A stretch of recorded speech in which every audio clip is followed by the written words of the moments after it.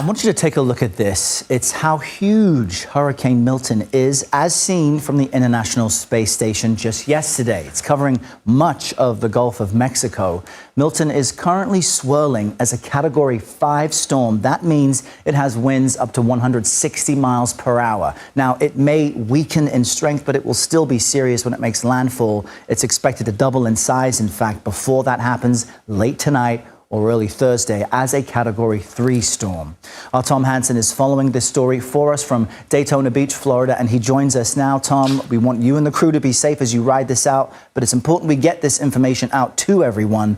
Talk to us about the evacuation orders and how many people actually listen to them.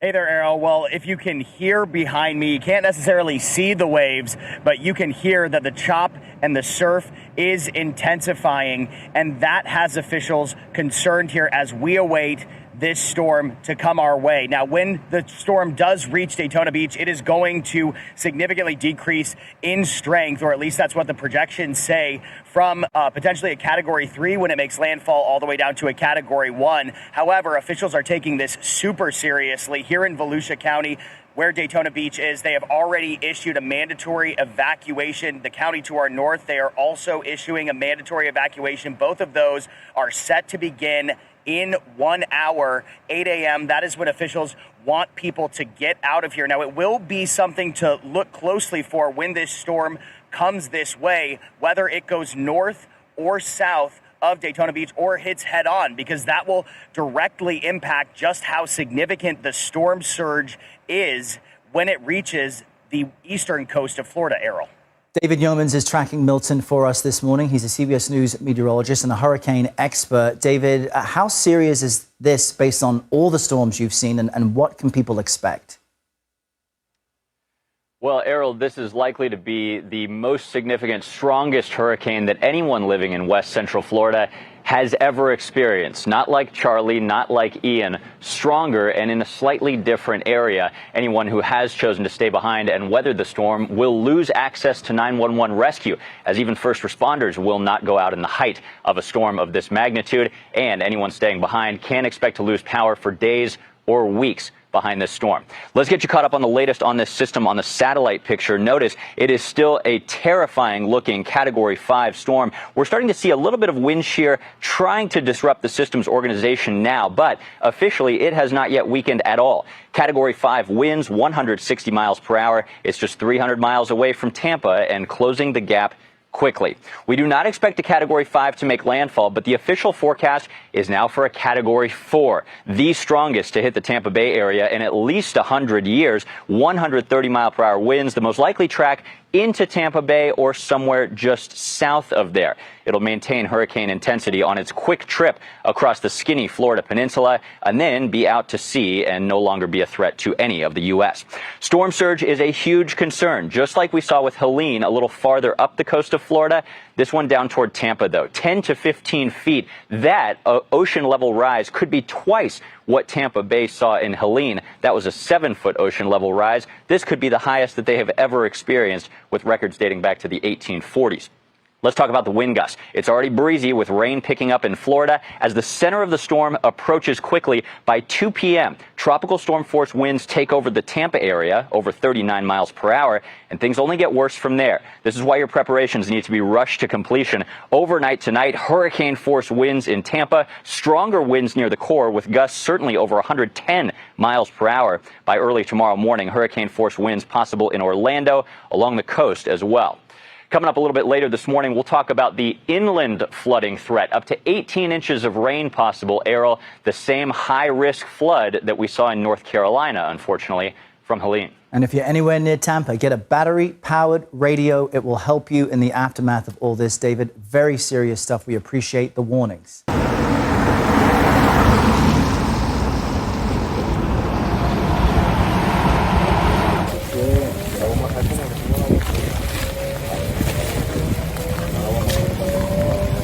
Sandra Tupfamine. She is the Emergency Management Chief of Sarasota County. That's expected to be directly in the bullseye, so to speak, of this storm. Give us an update on perhaps the fuel situation where you are and how many people have evacuated and are hunkering down in shelters? Yeah, good morning. So thank you so much for having us on. So our fuel situation right now, we have gotten reports that there are some stations still left with fuel. So if anybody does need to fill up before they evacuate, this would be the time to go. There is not much time left, though. So we are expecting these tropical storm force winds to start right around mid-afternoon. So if people are leaving, now is the time to take action.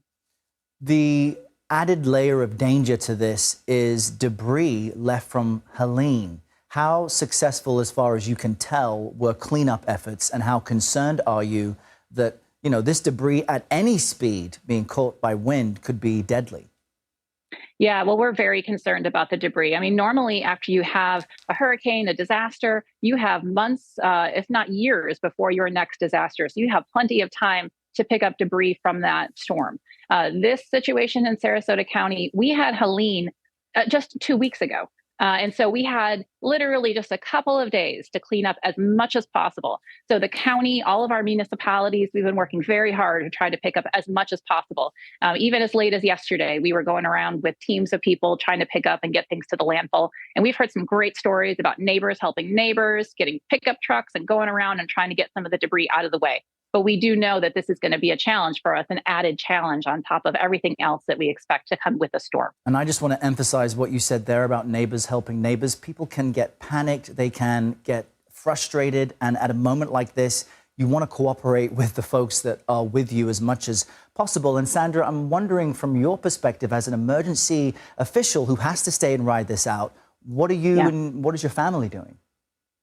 Yes, well, thank you for asking. So, my family, I evacuated them over to the east coast of Florida. When you have to work a disaster, it's hard to stay focused if you're not sure whether your own family is going to be safe.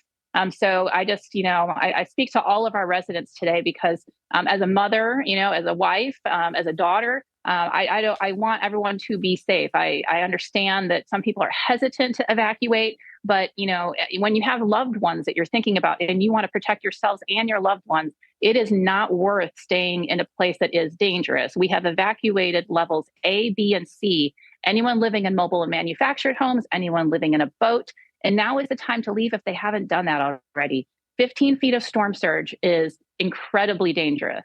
And we do not want anybody to be in the way of that storm surge. But we also have high winds. We have rain to contend with, up to 18 inches. This is going to be a serious storm for Sarasota County. Yeah, I'm appreciative of your time at an urgent situation like this. And Sandra Famine, our thoughts are with you, and we wish you the best. Thank you so much. Thank you. Thank you so much. Thank you. Governor Ron DeSantis providing an update on Hurricane Milton.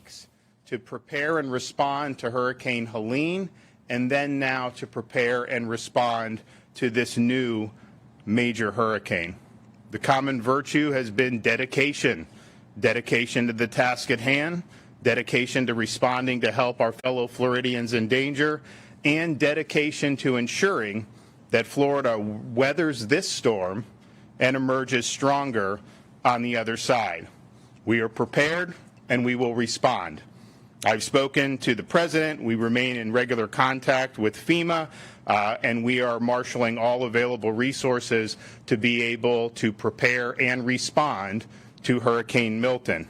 I also want to thank the 20 other states who are assisting Florida ahead of the storm. This is just what we as Americans do. We've had opportunities to help other states in the past, including most recently in Western North Carolina, and I think it shows the spirit that these states are stepping up and providing really valued support. We still have a state of emergency for 51 Florida counties.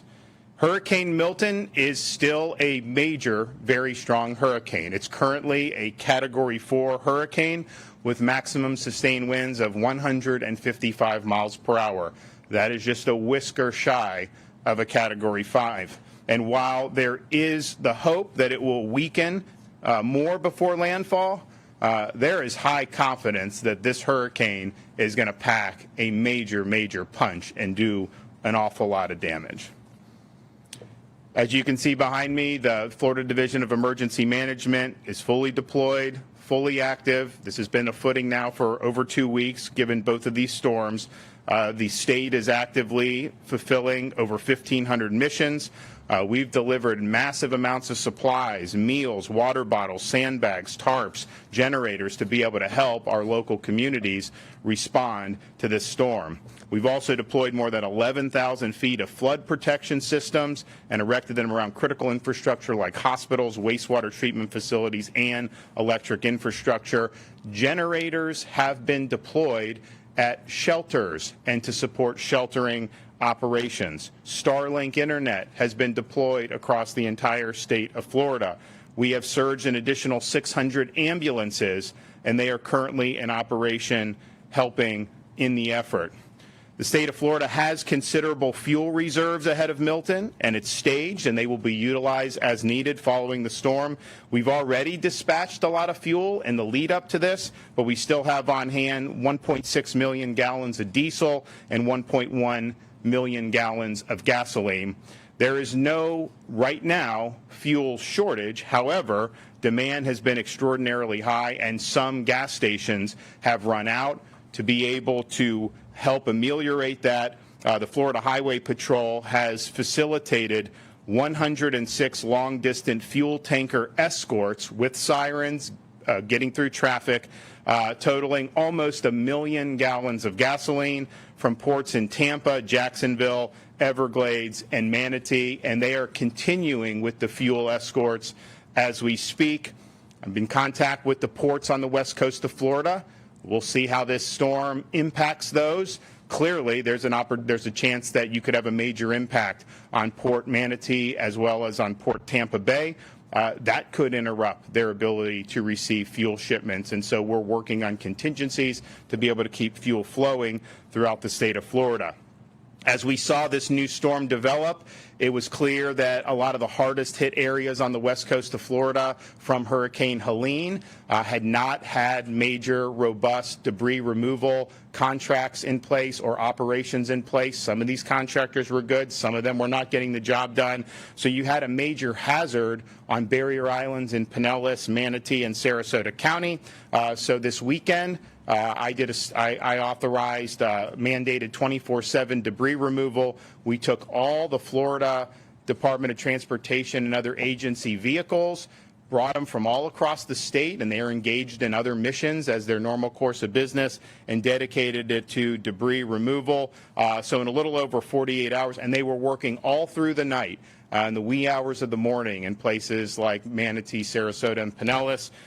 They were able to remove 55,000 cubic yards of debris.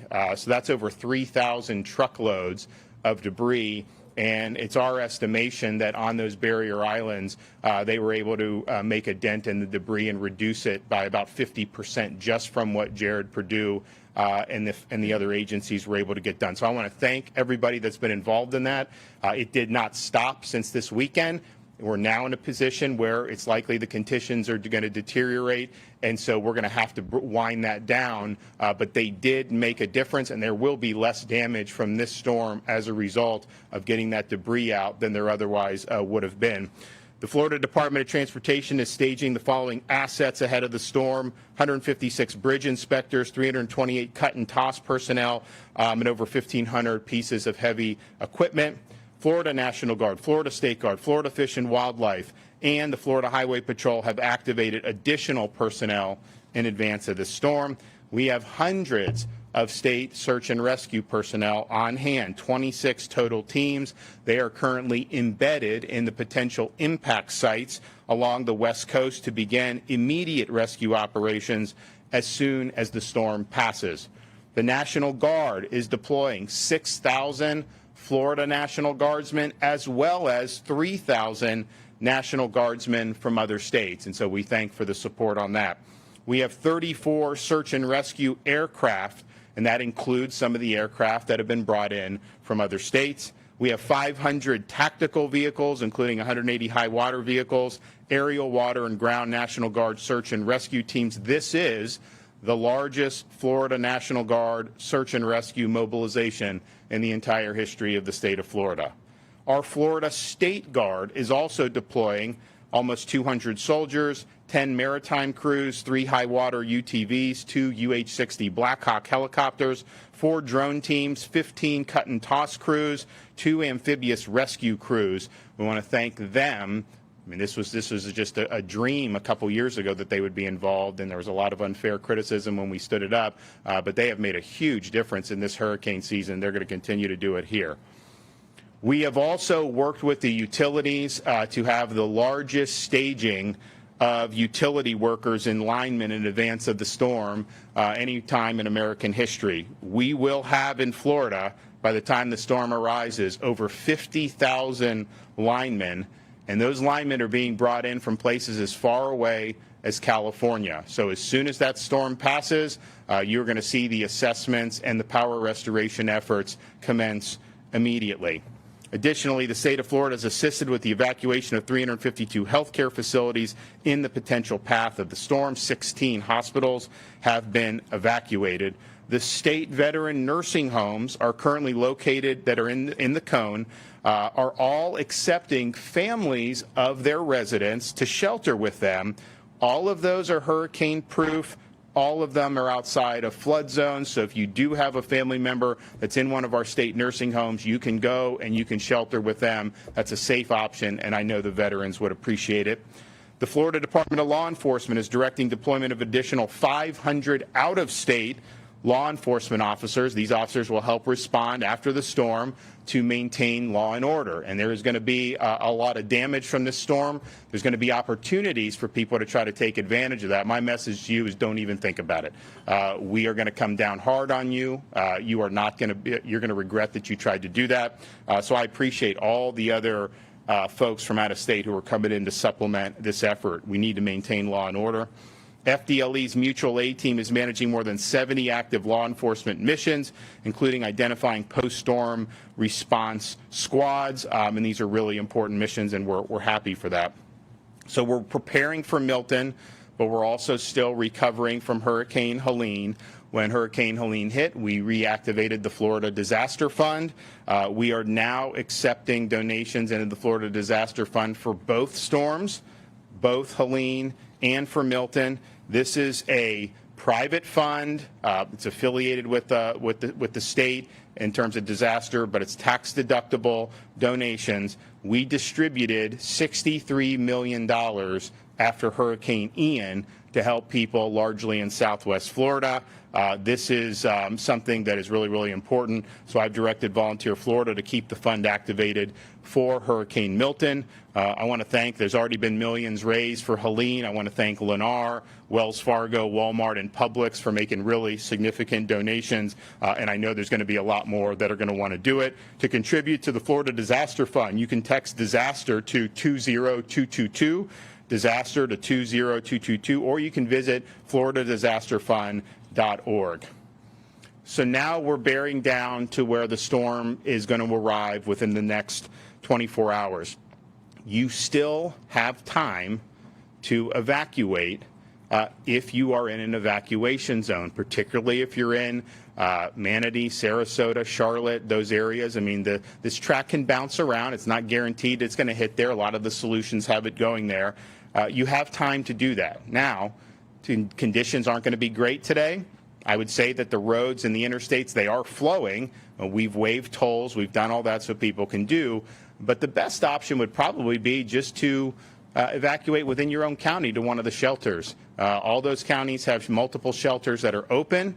There's a lot of space in those shelters right now, and certainly it would be safe to do a very short evacuation, tens of miles, rather than get on the interstate and go. The roads are still open.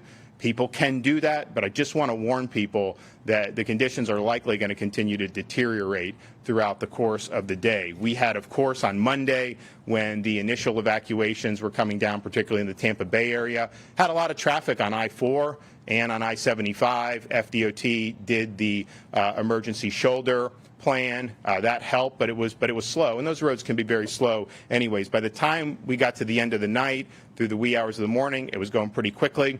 Yesterday was not as bad on those roads as it was on Monday, but what we did see is Alligator Alley down in southern Florida was about 150% of its normal capacity, and I think that's because as people saw the storm potentially bending a little further south, I think a lot of people in Southwest Florida decided to evacuate across the state, and so that's that. The roads now are good, but I would just caution the conditions are not great now, and they're likely going to get worse as the day goes on. Of course, we do have a lot of mandatory evacuations in place. If you want to get a hotel, you can go to visitflorida.com/Priceline, Expedia.com/Florida.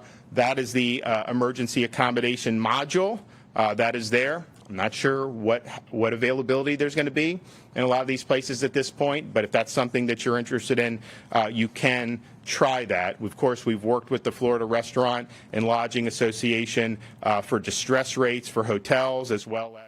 All right, we've heard some of the big headlines there from Governor Ron DeSantis of Florida saying that while now you do still have a chance to evacuate from what will be some of the hardest hit areas, conditions will deteriorate. They've already started to get worse, and they will continue to do so for the rest of the day. We also heard him reference that while they are as prepared as possible, including having the largest deployment of the Florida National Guard in the state's history, that there still will be a serious and strong hurricane when it makes landfall. Let's now cross over and speak with someone doing what they can to help residents be safe. The mayor of Largo, Florida, is joining us now, Woody Brown. And where you are, Mayor, is right next to Tampa. You're north of Sarasota. You're sitting in between effectively two bodies of water. You've got the Gulf on one side of you. You've got Tampa Bay on the other side. I want to ask you about shelters, if anyone is even left in your town, because the governor there said that they are making sure generators get to shelters where you are.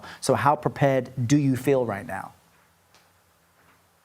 Everything we can. We've got a few hours left of preparation time. If you're in an evacuation zone or in a mobile home, we urge you to get out. Our shelters in the county are reaching capacity, but we still have room, and there's still ways to get there even if you need transportation. So now's the time. That window is going to shut in a few hours. We've been spending the last week cleaning up from Helene, so there's still a lot of stuff around town from that. We had about 160 homes that had major damage from Helene, either stormwater or wind, and it's only going to be worse in the next 24 hours. So if you're here and you're not leaving, make sure that you're out of an evacuation zone in a structure that's designed to handle it. And our team is going home right now to rest, with the exception of the people picking up debris still. And they'll be staging, coming back to our team camp to wait for this to pass so we can start clearing the roads and getting people back to their places. Yeah, it appears that there's been 4 days of at least preparedness for this massive hurricane, and you are staying with your team to kind of have a home base and a camp to help people. But for those not in Florida, help us understand who these people are who decide to stay and ride these things out. I mean, to some extent, people in Florida are used to major storms. They're used to powerful hurricanes. They know what to do. And not everyone has the luxury of driving a few hours out, taking their pets and animals and uprooting themselves. From what you can tell, how many people are going to ride this out, and why are they doing so? Well, a lot of people have lived here most of their life, like myself, and we've seen a lot of warnings in the past, but nothing's hit us directly. So I think they're just resilient. Yeah, it's tough to say. It sounds like what you're telling me is that for people from here who've always lived here, they kind of take these things personally, and they don't want to leave their homes, the place they love, where they've grown up. Absolutely, and you know, if you leave, we tell people that the best evacuation is a place that's high and dry, that's ready for the wind, that's only 4 miles, close to your house. Right now, I'm sitting about 65 feet above sea level, so we're not going to get storm surge here. We're not likely going to be inundated with rainwater here. So this is a good place to evacuate if you're going to stay in the county. Folks don't want to leave their belongings and go 10 hours away and then not be able to get back for weeks. And that's the real challenge. A lot of people have seen warnings in this area over and over again, and the storms have gone south and hit Charlotte Harbor with Charlie, and this one's going to hit us. It's going to hit us or just south of us, and we're going to get 100-mile-an-hour winds for hours on end, and a lot of rain. We're on the wet side of the storm. Our ground is saturated from a wet August and Hurricane Helene, and then Debbie before that. So we don't have the ground. We don't have the capacity in our stormwater to handle hours and hours of rain. Yeah, Mayor Woody Brown, we appreciate you spending some of this important day with us. You're getting the message out that people have a little bit of time left to evacuate, but I think folks can be reassured that you and your team will be there to help those in need in the days ahead. And of course, an open invite to stay in contact with us as things continue. Mayor, thank you for your time. Thank you. Thank you for helping us get the message out.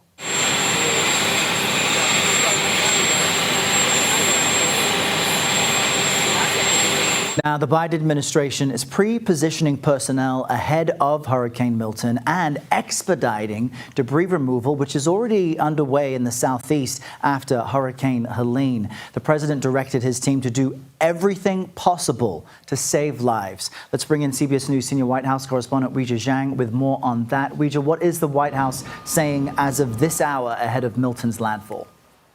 Well, Errol, that effort also includes having FEMA trying to help people get to safety, especially if they need medical assistance. There are hundreds of federal workers on the ground there doing that right now. And we know that President Biden has been briefed by his team, and he will receive another formal briefing this afternoon. And then he will make remarks to the American public.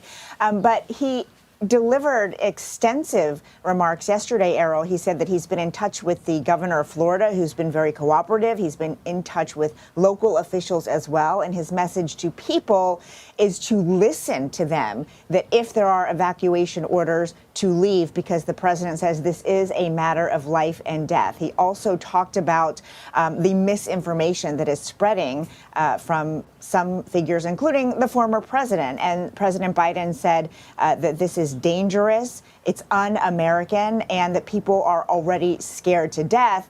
And so, it's only contributing to the problem. As far as resources go, the president says that the federal government is ready to provide whatever assistance that the states need. He says that the governors that he's been in contact with say that they've so far received everything that they have asked for when it comes to preparing for this hurricane. But certainly they will be prepared also to help in the aftermath, because, Errol, as you've been reporting all morning, the president says this is going to be a storm of a century for this part of Florida. That's exactly right. You may survive the storm, but there are many life-threatening aspects after the storm, whether it's the floodwaters, the pollution, the lack of electricity. Here's a live look outside the White House right now, where President Biden and Vice President Harris will be briefed on federal preparations for the landfall of Hurricane Milton. CBS News senior White House correspondent Weijia Zhang is bringing us the very latest on what they will hear. And Weijia, what do we know about how the president is preparing for Milton's landfall? Well, he has been in close contact with the governor of Florida, who has been very cooperative, according to the president, as well as local officials. And of course, they are receiving briefings from various officials with the government, including FEMA, to talk about all the preparations that they are doing beforehand and about the response after. But the president's main message is whatever the impacted states need, he believes they have so far as far as requests coming in. He said the governors have been very receptive, very open, very communicative, and now they just have to try to get the message out from the top down. And that's why we heard President Biden just yesterday saying, look, if you're hearing from your local officials to evacuate, it is a matter of life and death. And he also spoke about the misinformation out there, Liz, about how that is making it even more difficult to respond to what's about to happen to Florida. The president saying that it is un-American and that people really have to understand that the federal government is doing everything that it can to try to get them to safety. And that includes hundreds of FEMA workers who are physically helping to transport people who have medical needs out of the storm's way. And Weijia, while we have you, I have to ask about President Biden and Israeli Prime Minister Benjamin Netanyahu. They held a phone call today to discuss the pending strike against Iran. What's the president's stance here?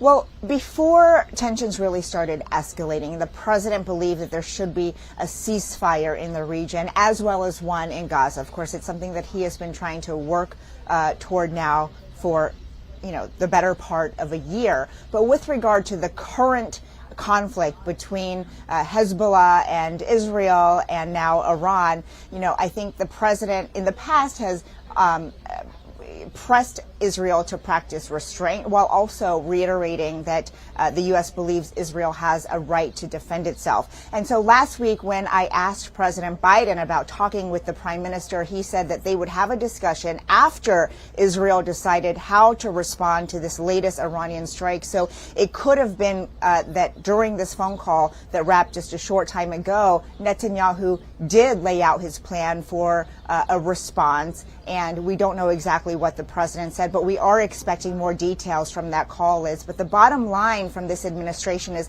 that they want to de-escalate. They want there to be some sort of a ceasefire. How we get there, though, is TBD. Right. All right, Weijia Jiang live for us at the White House. Thank you so much, Weijia.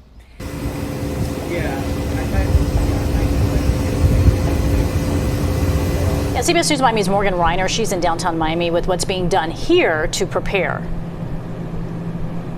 Yeah, good morning, guys. Walk with me and I will try and show you just how many trucks we're seeing in downtown Miami.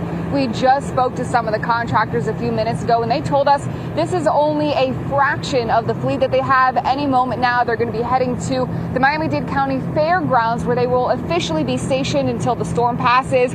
My photographer is going to kind of pan around to show you that there are so many trucks here. It actually spilled over onto Biscayne Boulevard. And residents understand the threat of flooding and wind, too. Our crews watched at different locations across South Florida as sandbags went flying off the shelves at retail stores like Walmart and Home Depot, and the Free County locations as well. And it's not just two-legged friends that people are helping. The Miami-Dade Animal Shelter put out a cry for help this week, explaining how their Medley shelter is outdoors and is prone to flooding. Well, our community, listen, they lined up and emptied out the Medley shelter, and overall, residents are stepping up and preparing. We spoke to locals as they shop for necessities at the store. The only thing that makes me nervous is losing power, because, we need power. We're so used to being with the AC. Some of us might have medication that needs to be refrigerated. That's most of my concern, and the flooding. This hurricane season seems to be pretty active, and we just want to be prepared. Just a reminder that Miami-Dade County says they have run out of sandbags at all of their locations. Now, if you do feel like your home is still not safe enough, there are other options. Miami-Dade County is opening up an evacuation center that is located at the county fairgrounds, and that is for those who live in mobile homes. I'm live in downtown Miami. Morgan Reiner, CBS News, Miami. And let's give you a live look right now at the southernmost point. That's in Key West. You can see some of the waves there crashing up against that wall. Of course, an area that may be seeing a bit of storm surge. Absolutely. We'll continue watching that very closely. But in the meantime, our link team coverage does pick up there. Yeah, Ted Scouten is live right now in Key West. And Ted, we know from Duval Street to the port, things are just not looking pretty. No, right now we're feeling the wind pick up a bit. Still nothing too severe, but we're here at the southernmost point. This is an area that's known to flood when there's heavy surf out there. You can see behind the surf is still coming up. It's coming up. The good question is going to be, what's it going to be like when we are back at high tide, and what's it going to be like when we're dealing with storm surge? You can see that there's some pretty good waves coming over there. What that's doing is it's flooding salt water onto the street, flooding the street. This is Whitehead Street. You can see water not too deep at this point. Again, this is not uncommon when we have heavy surf situations here in Key West, but definitely the concern that people have here is a concern for flooding. Take a look at this video. This is from last night. This was on Duval Street. Businesses concerned about flooding already have sandbags by their doors, just at the ready for them to just put them in front of the doors when they're needed. Again, we're wondering what it's going to be like during high tide, and also with the storm surge moving in. We're expecting 1 to 3 feet of storm surge in this area. Now, take a look at this other video. Yesterday, the county asked people who live on boats to come ashore. They also ask people who live in RVs, motorhomes, mobile homes, all to go to a safer place. When we were speaking to folks over at the marina as to whether or not they were going to leave their boats, the majority of them said no. Take a listen. I don't think anybody in the marina is leaving. No. They're just making sure their boats are tied down and don't have anything outside that's going to blow off and hit somebody else's boat. I mean, you take precautions, you know. That's the key word here, precautions. People have been taking precautions. A lot of residents have been taking advantage of getting free sand for sandbags that they can use at their homes to kind of shore up their place. Again, the concern here is flooding. Now, I also want to mention that the port is closed here in Key West. That means a ship that was due in yesterday did not come. One due in today did not come. The next ship won't be here until Saturday. Businesses are noticing a drop in business because of 2 back-to-back storms, as well as the port being closed. So it hasn't been very pretty for them. But once again, all the focus here in the lower Keys and along the Florida Keys is what's going to happen with flooding, what's going to happen with storm surge. Again, we're expecting about 1 to 3 feet. And that should come later on today and into the morning. All right, so the severe flooding could be an issue possibly there, and then ships are already stuck at sea because of this storm. All right, Ted, thanks. Stay safe out there. Time is running out to hunker down in Tampa. Take a look at these piles of debris. It's still sitting outside of homes, and this is really a big part of the concern there, as this could turn to projectiles. Yeah, and that's just one of the major concerns this morning. Life-threatening storm surge, it's also likely. Governor DeSantis, he'll actually be giving us all an update here this morning alongside those emergency officials in Tallahassee, but we'll move south now to our Terry Hornstein. She's live this morning in Tampa, just to the north of where that storm is expected to make landfall. Terry, we know the governor, speaking of, he said he really is vowing to make sure everything is cleaned up as much as they can, but you're still seeing a lot of debris out there this morning. Yeah, Austin and Betty, I mean, debris is just everywhere. It's something as South Floridians we know well. After a storm, you pile that debris outside of your home and eventually it is picked up. But that is just not the case this time because there just isn't enough time to get to all of it. This morning, we're standing right off of Bayshore Boulevard, and take a look here. You can see this wall here.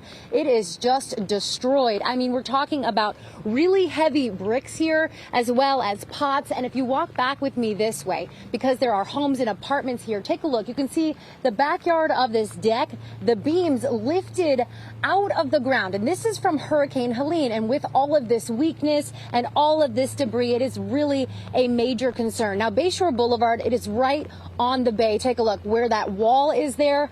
On the other side of that wall, that is the water. So a big concern for the people who live in this area and many areas along the Gulf. So let's show you some video now of police driving through neighborhoods here. They did this overnight. We also saw them this morning.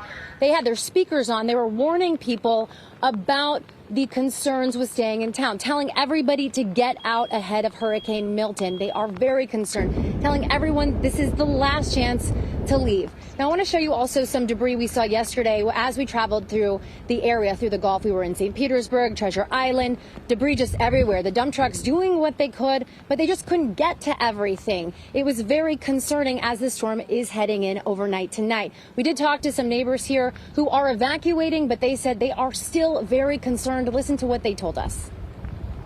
Because of the storm surge, they say it's going to be biblical. It just was this eerie thing of watching the water just move up slowly, you know, just as it was being pushed in.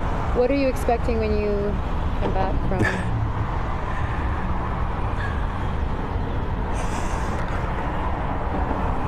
I don't know.